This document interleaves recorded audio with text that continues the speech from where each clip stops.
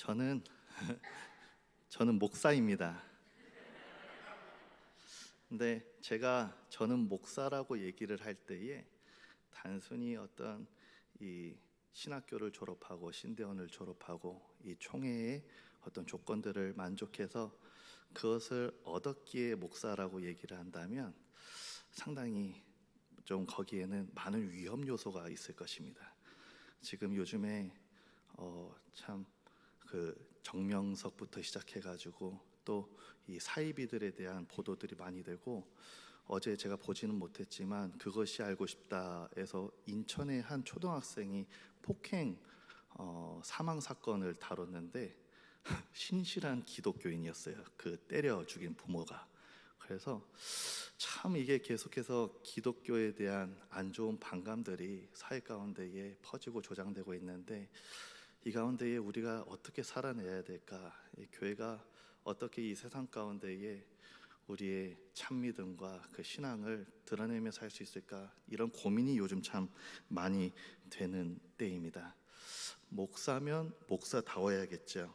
말과 행동에 있어서 거짓된 포장이 아니라 그 안에 진실된 목사다움이 있어야 하는 것입니다. 그런 목사다움을 보고 저 김현우가, 나 스스로가 내가 목사다라고 여기는 것이 아니라, 그런 목사다움의 모습을 보고 성도와 교회가 목사라고 여기고, 또 하나님이 김현우, 네가 목사라는 인식을 적어도 양심을 갖고 살아가고 있구나 라고 여겨주셔야 비로소 제가 목사가 되는 것이죠.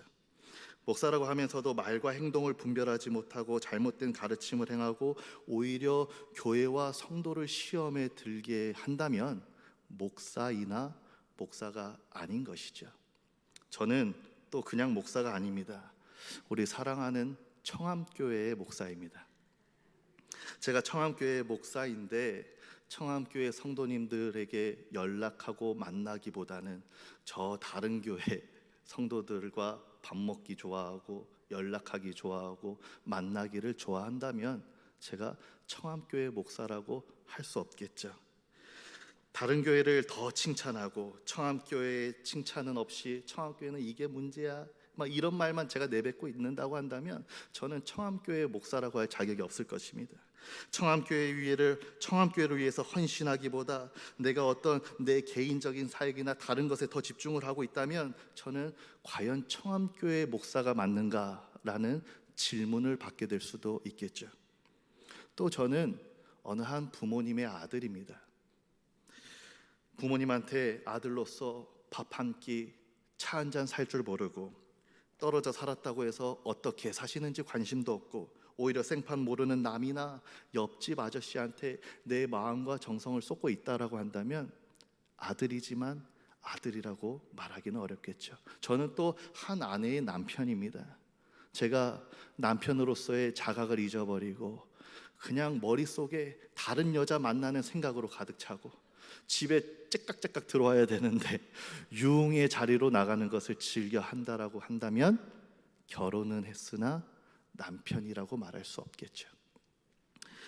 모든 문제는 나의 정체성, 나의 신분에 맞지 않게, 합당하지 않게 살아갈 때 생겨지게 되는 것입니다. 그러니까 합당하게 살아간다라고 하는 것은 선택의 문제, 선택의 영역이 아니라 책임의 영역이요 의무의 영역임을 우리가 분명히 알아야 하겠습니다. 사도 바울은 본문 1절에서 우리에게 합당하게 행하라, 합당하게 살아야 할 것에 대하여서 권면하면서 처음에 그러므로라는 표현을 사용하였습니다.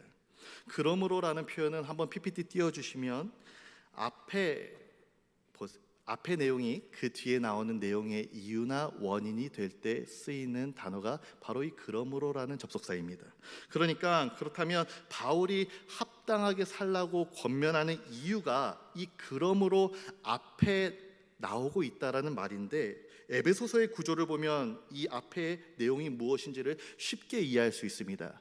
에베소서의 구조를 보면 1장에서 3장까지는 그리스도인들의 신분과 특권에 대하여서 다루고 있습니다. 창세전에 하나님을 우리를 예정하사 택하사 하나님의 자녀로 삼아 주셨고, 하나님의 자녀된 우리의 신분과 그래서 우리가 이 땅에서 누리는 특권과 축복들이 1장부터 3장까지 기록이 되어 있어요. 그리고 나서 4장부터 6장까지는 하나님의 자녀된 너희들이 어떻게 살아야 하는가, 책임과 의무에 대해서 다루고 있습니다.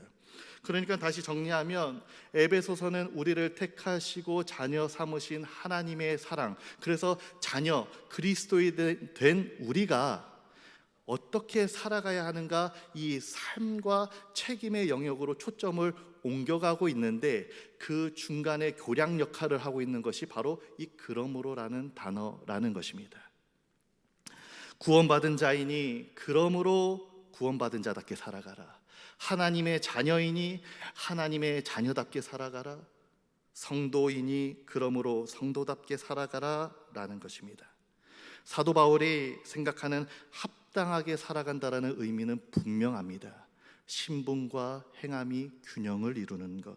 실제로 합당하게라고 번역된 헬라어 단어 이 악시오스는 저울 위에서 균형을 이루는 모습을 나타내는 단어입니다. 그러니까 신분에 걸맞는 나의 삶이 이 균형이 맞아야 된다라는 것입니다.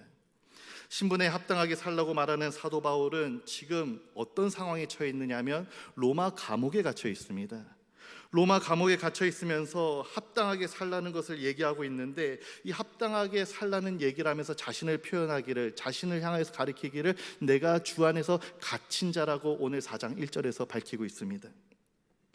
주 안에서 갇힌 자라고 자신을 소개하는 이 바울의 말에 대하여서 이 에베소 교인들은 너무나도 잘 이해하고 있었을 것입니다. 왜냐하면 바울은 부르심 받은 것에 합당하게 살았기 때문에, 구원받은 자요 이방인의 사도로 부르심을 받은 그 부르심에 합당하게 살았다는 이유 하나로 지금 감옥에 갇혀 있는데, 그럼에도 불구하고 기꺼이 그 고난을 감수하며 부르심에 합당한 삶을 살고 있는 그가 다른 이에게, 에베소 교인들에게 부르심에 합당하게 살라고 말하는 말은 결코 듣는 이들에게 있어서 가볍거나 아주 진실되지 않은 말로 들리지 않았을 것입니다. 더욱 진실되고 무게 있는 말로 이 에베소 교인들에게 다가왔다라는 것이죠. 왜냐하면 이 말을 하고 있는 바울이 그렇게 살아내고 있기 때문입니다. 오늘 우리가 삶으로 살아내지 못하고 귀로는 듣고 머리에서 그칠 때가 얼마나 많이 있습니까?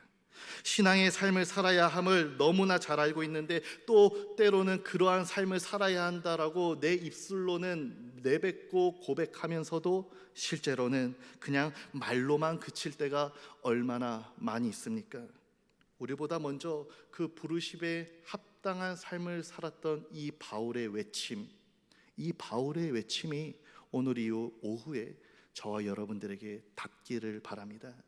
닿을 뿐만 아니라 더 나아가서 이 외침이 우리의 굳어진 마음을 움직이게 하고 다시 한번 결단하게 하고 거룩한 도전을 줌으로 말미암아 그 부르심에 합당한 삶을 살아내시는 오늘 저와 여러분들 다 될 수 있기를 간절히 소망합니다. 그렇다면 구체적으로 우리가 믿는 자로서 합당하게 사는 것이 무엇이냐? 바울이 합당하게 사는 것은 이런 것이다, 구체적으로 예를 몇 가지 들고 있는데, 첫 번째로 합당하게 사는 삶은 그리스도의 성품을 실천하는 것입니다. 그리스도의 성품 중에서도 겸손과 온유에 대하여서 오늘 본문 2장 앞부분에서 사도 바울은 얘기를 하고 있습니다. 겸손은 마음을 낮추고 교만하지 않는 것입니다. 자기 자랑, 자기 공로를 과시하지 않는 것입니다. 다른 사람을 자신보다 낮게 여기는 것입니다. 이러한 겸손한 마음으로 인해 나와지는 행동이 바로 온유입니다. 온유라고 하는 것은 절제된 힘입니다. 통제된 부드러움입니다. 내가 힘이 있으나, 내가 가졌으나 그것을 과시하거나 그것을 통하여서 내 권리를 주장하지 않는 것입니다. 그것이 바로 온유한 행동이고 온유한 사람의 삶의 모습인 것이죠. 고대에서는 이런 온유나 겸손에 대하여서 별로 좋아하지 않았습니다. 왜냐하면 이 겸손과 온유라고 하는 것은 약한 자의 특징이라고 생각했기 때문입니다. 약한 자, 없는 자는 당연히 비천한 자니까, 힘이 없으니까 겸손할 수밖에 없지 않는가, 온유할 수밖에 없지 않는가, 힘이 없으니까 그렇게 여겨졌습니다. 초대 교부 중 한 명인 오리게는 그리스도인들이 겸손을 얘기하고 온유함을 얘기하고 이것을 미덕으로 여기는 것에 대하여서 그 당시 사람들에게 비웃음의 대상이 되었다라고 기록을 하고 있습니다. 그러니까 전혀 그 시대에는 맞지 않았다라는 거예요. 이 겸손함, 온유함이라고 하는 것은 시대의 어떤 흐름과 전혀 맞지 않은, 역행하는, 그리고 시대 사람들로부터 비웃음을 사게 되고 손가락질을 당하는 그러한 내용이었다라는 것입니다. 그러나 이 겸손함과 온유함이 사람들에게는 혹 비웃음의 대상이 될지는 몰라도, 이 세상 가운데에서는 정말 맞지 않는다는 것처럼 여겨질지는 몰라도, 성경에서 말하기를 하나님은 교만한 자를 대적하시고 겸손한 자에게 은혜를 베푸신다 하셨습니다. 예수님께서는 자신을 비워서 이 땅에 오셨고 종의 형체를 가지사 친히 또 제자들의 발을 씻기시며 겸손함의 극치가 무엇인지 모범을 보여주셨습니다. 산상수훈 가운데에서는 온유한 자는 복이 있나니 라고 말씀하시면서 온유한 자는 복이 있다라고 아예 선언을 하셨습니다. 갈라디아서에 나오는 성령의 열매 가운데 하나가 바로 이 온유입니다. 또 주님께서 나는 마음이 겸손하고 온유하니 나의 멍에를 베고 내게 배우라라고 말씀을 하셨습니다. 그러니까 예수님이 친히 먼저 보여주신 그 모범의 본, 그리스도의 모범이 바로 이 겸손과 온유라는 것입니다. 세상은 인정하지 않지만 우리 하나님과 우리 주님이 인정하시는 믿어 그리스도인이 실천해야 될 삶, 바로 겸손과 온유라는 것이죠. 이 시대의 모습, 인간의 본성은요, 겸손함, 온유함이랑은 거리가 멉니다.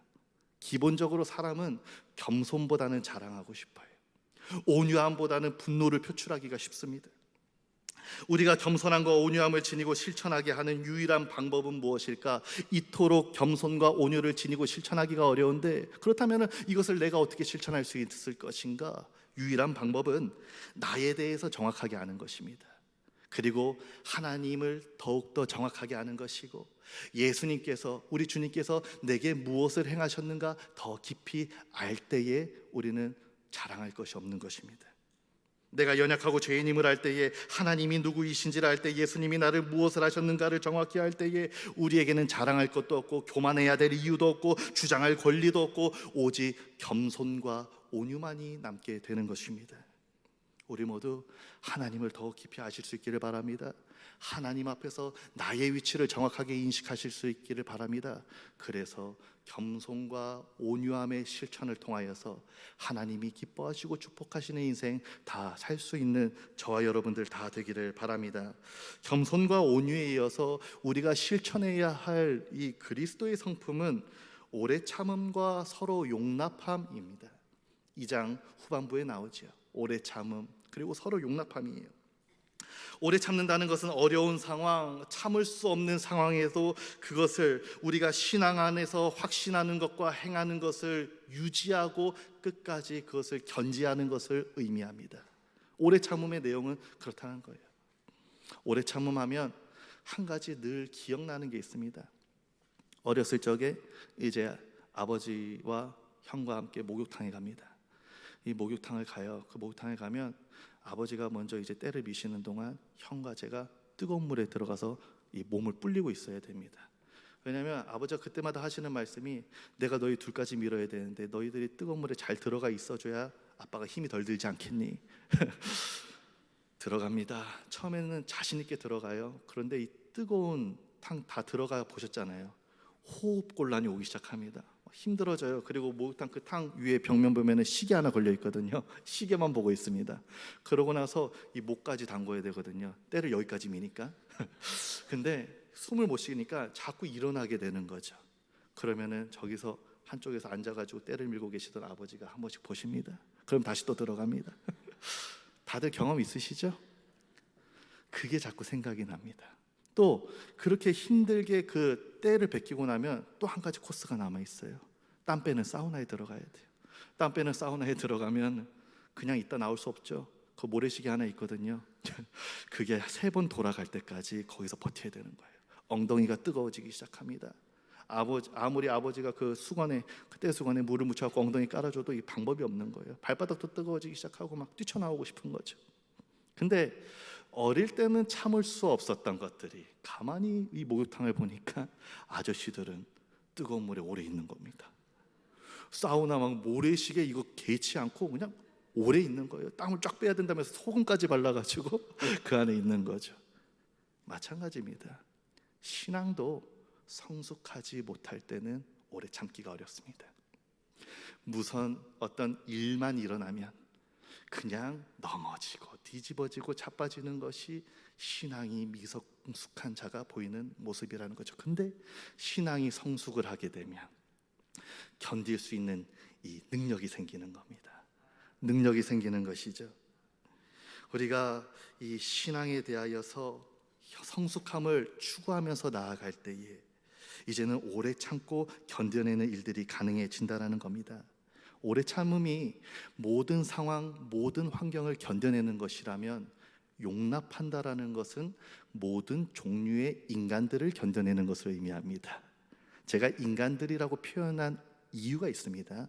왜냐하면 내가 친하고 내가 좋아하고 내가 가까이 하기 쉬운 사람하고 친한 것은요, 그거는 교회 안 다니는 사람도 쉽게 하는 거예요. 근데 모든 인간이라고 표현했습니다. 싫은 인간, 이미 틀어진 인간, 나랑 성격 안 맞고 말 어떤 화법 안 맞고 뭔가 안 맞는 그런 사람들까지 용납하는 것이 바로 이 성경에서 말하는 용납함입니다. 그리스도 안에서 실천해야 할 내용이라는 것입니다. 억지로나 마지못해서 하는 것이 아니라 본문에 나와 있듯이 사랑 때문에 용납하게 되는 겁니다. 누가 시켜서 그냥 용납해야 되니까 그냥 마지못해서 내 체면 때문에 그냥 용납하는 척 그냥 연기하는 것이 아니라 사랑 때문에 용납하게 될 수밖에 없는 것, 그것을 오늘 사도 바울이 우리에게 실천해야 될 내용이라고 말하고 있는 것입니다. 오늘 우리는 이 오래 참음과 사랑 가운데 용납하는 것이 얼마나 어려운 일인지 살아오면서 경험을 통해서 알고 있습니다. 오래 참음과 서로 용납함을 가능하게 하는 것은 대체 무엇일까? 오직 사랑입니다. 오늘 본문 오래 참음과 서로 용납함 사이에 사랑이라는 단어가 자리 잡고 있습니다. 우리를 향하신 하나님의 사랑을 알 때에 어떤 상황 속에서도 그 하나님의 신실하신 사랑이 나를 둘러싸고 있기 때문에 내가 흔들리지 않고 이겨낼 수 있게 된다는 것입니다. 하나님이 나를 어떻게 사랑하셨는지 알기 때문에 도저히 선한 것 하나 없는 나를 용납하시기에 전혀 머뭇거림이나 주저함이 없이 나를 안아주시고 용납하셨다라는 그 사랑을 알게 될 때에 나도 도저히 내가 품을 수 없는 그 사람을 품고 용납할 수 있게 된다라는 겁니다. 오래 참음과 이 용납을 가능하게 하는 것은 오직 사랑입니다. 오늘 그 사랑을 진정 아는 자가 사랑 가운데 행할 수 있는 겁니다. 우리가 그 사랑을 더욱 깊이 깨달아 알게 되고 그래서 오래 참고 그 사랑 가운데에 모든 사람을 품을 수 있는 넉넉한 저와 여러분들 다 될 수 있기를 바랍니다. 합당하게 사는 것은 그리스도의 성품을 실천하는 것이라는 이 내용에 이어서 합당하게 사는 것의 두 번째는 무엇인가? 바로 하나됨을 힘써 지키는 것입니다. 짐 푸트먼은 교회는 팀이다라는 책에서 이렇게 말했습니다. 우리 함께 읽어볼까요? 시작.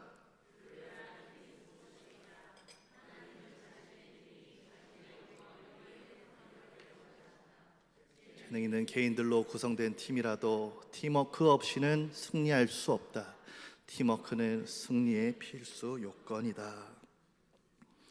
교회의 하나됨, 이것은 너무나 중요합니다.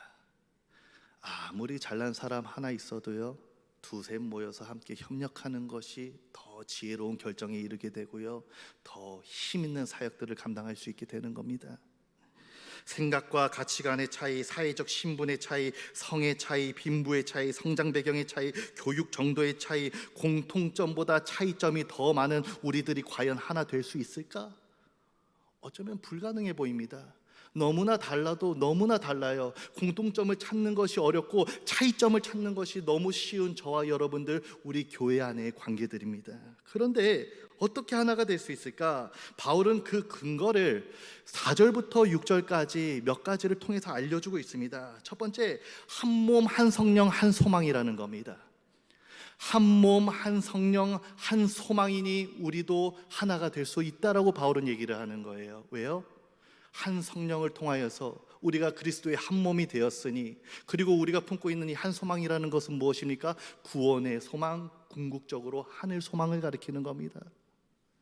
두 소망이 아닙니다. 두 성령을 모시고 사는 것이 아닙니다. 두 몸으로 된 것이 아니라 한 몸 한 성령 한 소망으로 우리가 되었으니 우리가 하나 될 수 있다, 바울은 얘기하고 있는 겁니다. 두 번째는 이겁니다. 두 번째는 한 주님 한 믿음 한 세례입니다.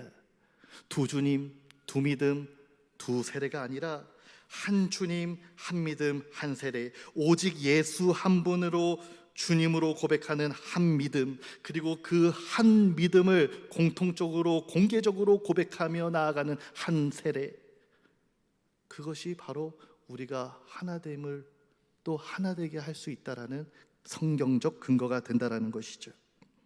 마지막으로 6절에 보면 한 하나님이라고 나와 있습니다. 여기서 우리가 한 하나님을 믿는데 그 하나님에 대해서 설명하기를 만유의 아버지라고 얘기를 해요. 만유의 아버지라는 것은 창조주라는 얘기입니다. 모든 만물의 이름을 지어주시고 모든 만물을 조성하시고 만유 위에 계신다라는 것, 만물의 창조주이시기 때문에 그 창조주 아버지 하나님께서 그 하나뿐인 아들 독생자 예수 그리스도 앞에 만물을 복종시키셨으니 만유 위에 계시고 만유를 통치하시는 그 한 하나님, 만유를 통일하신다라고 여기서 한글은 번역되어 있지만 실제 번역을 제대로 하면은 만유를 통하여입니다. 그러니까 만유를 통하여서 일하시는 하나님의 주관적 역사가 있다라는 것입니다. 또 마지막에는 뭡니까? 만유 가운데에 계시며 친히 우리 가운데 계신다라는 것이죠. 그 하나님이 오늘 한 하나님이라는 겁니다. 이단이 얘기하는 게 뭡니까? 한 하나님이 아니라 내가 하나님이다. 한 주님이 아니라 내가 메시아다. 내가 성령이다. 내가 보혜사다. 그러니까 문제가 생기는 것이죠.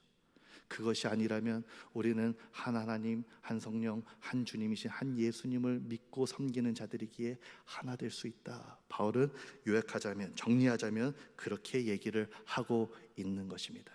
우리 한번 요 큰 거 세 개 한번 같이 외쳐볼까요? 시작.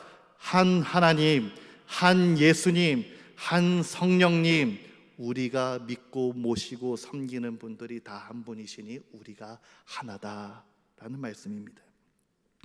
하나 되게 하는 것은 오늘 본문에 의하면 성령이 하신 것이라고 기록을 하고 있습니다. 하나 되게 하는 것은 인간의 힘으로는 불가능해요. 근데 성령 하나님이 우리를 사랑하시고 은혜 가운데 우리를 벌써 하나로 만들어 주셨습니다. 그렇다면 이 만들어 주신 하나됨을 지키는 것은 누구의 몫입니까? 우리의 몫이에요.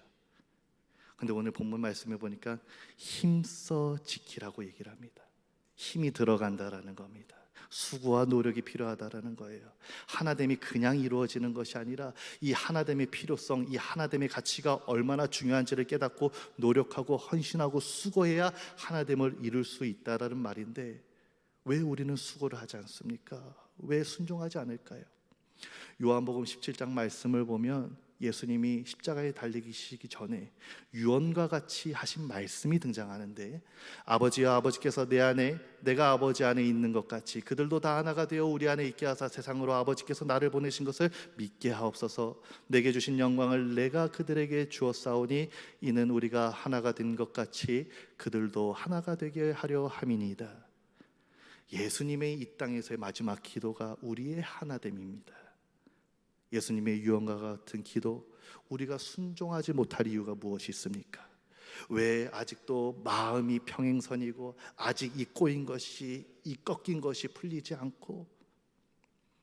사랑하는 성도 여러분, 오늘 유언처럼 하신 이 말씀, 또 우리가 이 말씀에 순종하며 나아가 교회의 하나됨에 심겨지는 우리의 모든 삶이 될 수 있기를 바랍니다. 사랑하는 성도 여러분, 오늘 주님 안에서 새롭게 새로워진 우리의 신분에 대해서 말씀드렸습니다.